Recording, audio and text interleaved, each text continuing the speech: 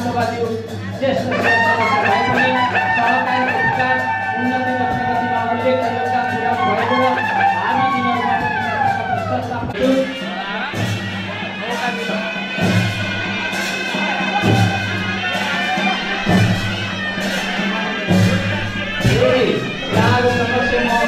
सरकारका नाम वाचन गर्न गइरहेको थियो शैलेन्द्र बान्तवा विराटनगर कृष्ण प्रसाद विराटनगर केदारनाथ अधिकारी विराटनगर सरस्वती ढोले विराटनगर विमला नरदेवी श्रेष्ठ ढाका विराटनगर कृष्ण कुमार सुबुनी विराटनगर तुलसीराम काफे विराटनगर केदारनाथ विराटनगर सीतादेवी पौले विराटनगर शिवराज शिवकोटी विराटनगर हजार प्रसाद पौले विराटनगर गीता कुमारी चौधरी विराटनगर रामकुमार भण्डारी विराटनगर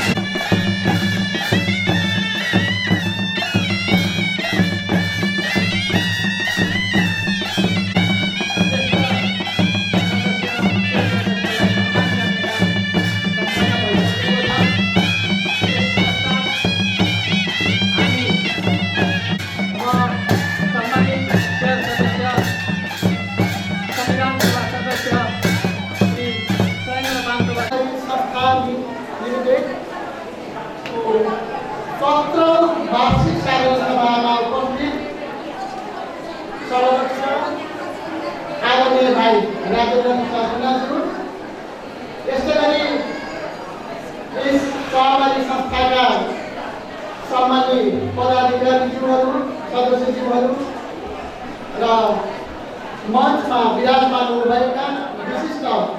अतिथिज्यूहरू यसैगरी यस प्राङ्गणमा उपस्थित हुनुभएका मेरा आदरणीय विभिन्न सङ्घ संस्था समूह तह तहबाट उपस्थित हुनुभएर यो आजको 17औं साधारण सभा सफल पारिदिनु हुन यहाँ हामी भेला भएका छौँ। सम्पूर्ण आदरणीय सज्जन महानुभावहरू महिला तथा सज्जन दाजुभाइहरूमा मेरो हार्दिक अन्तर्हृदयबाट म यहाँहरूमा हार्दिक सम्मान प्रकट गर्दै आजको यो 17औं साधारण सभामा आज सम्मान गर्नुभएको छ र सम्मानित हुनु पाउँदा अत्यन्तै गर्व महसुस भएको छ र हामी सम्पूर्ण सम्मानित ज्येष्ठ सदस्यहरूको तर्फबाट यो 17औं साधारण सभा भव्यतापूर्वकमा सम्पन्न हुन गइरहेको छ। अझ पनि समर्पणले विगतका समर्पणबाट यो सम्पन्न भएको छ। सहकारीको यस्तो विभिन्न प्रकारको विचार प्रदानहरूमा पनि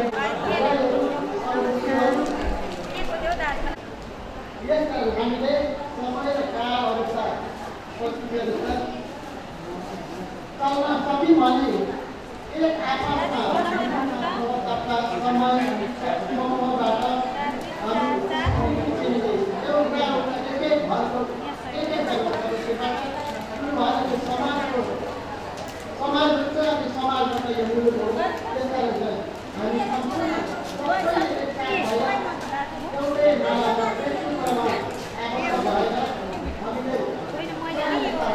निरन्तर प्रगति र